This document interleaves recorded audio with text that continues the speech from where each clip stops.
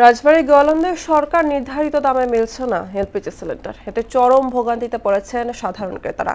এছাড়াও নিয়ম কানুনের তোয়াক্কা না করে জীবনের ঝুঁকি নিয়ে যত্রতত্র বিক্রি হচ্ছে এলপিজি। আর বিক্রেতারা বলছেন লাইসেন্স পেতে ভোগান্তি হচ্ছে। আবুল হোসেনের তথ্য চিত্রে তাহসিন তারিনের প্রতিবেদন। সবশেষ ঘোষণা অনুযায়ী এলপিজির 12 কেজি সিলিন্ডারের দাম 1940 টাকা নির্ধারণ করেছে সরকার। তবে রাজবাড়ীর গোয়ালন্দে বিভিন্ন বাজারে এই দামে সিলিন্ডার মিলছে না। কোথাও কোথাও বিক্রি হচ্ছে 2100 থেকে 2200 টাকায়।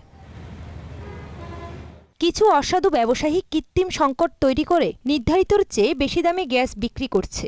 এতে বিপাকে নিম্ন ও মধ্যবিত্তরা। সরকার যেভাবে বাজারে নির্ধারিত দাম ধরে দেয়, কিন্তু বাজারে সেই দাম আমরা নিতে পারি না। বর্তমান গ্যাস আপনার 2050 2020 টাকা। এইভাবে যদি গ্যাসের দাম বাড়ে, আমরা যারা ব্যবসায়ী আছি এভাবে তো ব্যবসা করতে পারবো না, ব্যবসা আমাদের বন্ধ করে দিতে হবে। এদিকে কেবল লাইসেন্স প্রাপ্তদের গ্যাস বিক্রির কথা থাকলেও তা মানা হচ্ছে না। দুর্ঘটনার ঝুঁকি নিয়ে মুদি দোকান, পানের দোকান, স্বর্ণের দোকান, চায়ের দোকান সহ যত্রতত্র বিক্রি করা হচ্ছে রান্নার গ্যাস। সাধারণ জনগণ, আমরা আম পাবলিক, এই একটা বাচ্চা কাচ্চা নিয়ে বাজার ঘাটে আসে, দোকানপাটে কেনা বেচা করে, আমরাও কেনা বেচা করি, এগুলো তো খুব মারাত্মক একটা ঝুঁকি হয়ে যায়। মূল লাইসেন্স বিস্ফোরক না, সেটা নাই। সেটা যদি সহজভাবে করার নিয়ম হতো তো অবশ্যই করতাম।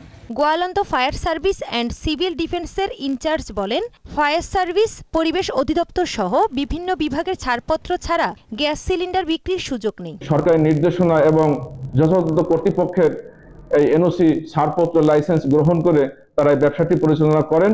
অন্যথায় আশা করি স্থানীয় প্রশাসন এই বিষয়ে তদারকি করবেন এবং প্রয়োজনীয় ব্যবস্থা গ্রহণ করবেন। প্রশাসন বলছে, অবৈধ ও ঝুঁকিপূর্ণভাবে গ্যাস বিক্রির বিরুদ্ধে দ্রুত সময়ের মধ্যে অভিযান পরিচালনা করা হবে। ভোক্তা যদি কোনো এরকম অভিযোগ দায়ের করে, সেক্ষেত্রে তার অভিযোগের প্রেক্ষিতে আমরা অভিযান পরিচালনা করতে পারি। অনুমোদনবিহীন যদি কেউ এরকম যত্রতত্র বিক্রি করে থাকে, সেক্ষেত্রে তাদের বিরুদ্ধে আইনানুগ ব্যবস্থা গ্রহণ করা হবে। প্রশাসনের নজরদারি বাড়িয়ে নির্ধারিত দাম ও নিয়ম মেনে গ্যাস বিক্রি নিশ্চিতের দাবি সচেতন মহলের। তাহসিন তারিন, মোহনা সংবাদ।